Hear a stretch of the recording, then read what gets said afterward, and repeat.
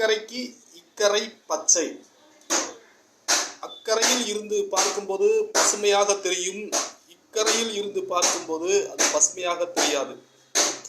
அக்கறையில் இருந்து பார்க்கும்போது பசுமையாக தெரியும், இக்கரையில் இருந்து பார்க்கும்போது பசுமையாக தெரியும். ஏன்னா பக்கத்தில் போய் பார்த்தா தான் தெரியும் அது பசுமை இல்லையான்னு. பார்த்த தூரத்துல இருந்து பார்த்தா பசுமையா இருக்கிற மாதிரி தெரியும். ஒரு வயக்காட்டை போய் பாருங்க, தூரத்துல இருந்து பாருங்க, பார்க்கறதுக்கு ரொம்ப அழகா இருக்கும்.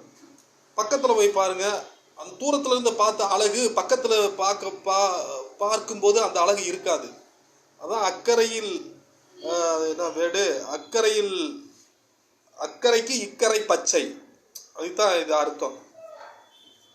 இப்போ என்னன்னா எதுக்கு சொல்ல வரேன்னா, ஒரு மனிதனுடைய சூழ்நிலையை அவங்களுடைய உருவத்தை பார்த்து அவங்கள எடை போட்டுறக்கூடாது. இவங்க நல்லா பசுமையாக இருக்காங்க, நல்லா செழிப்பாக இருக்காங்கலாம் சொல்லக்கூடாது.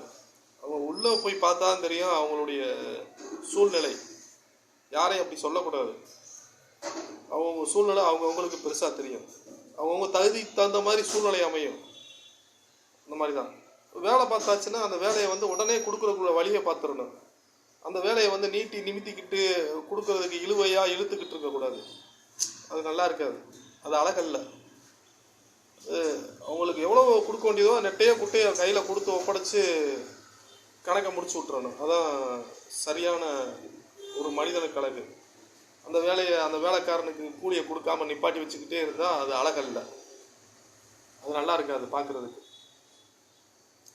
என்ன சொல்ல வரேன்னா, நான் வேலை பார்த்த பணமும் வேண்டாம், உன்னுடைய அன்பும் எனக்கு வேண்டாம்.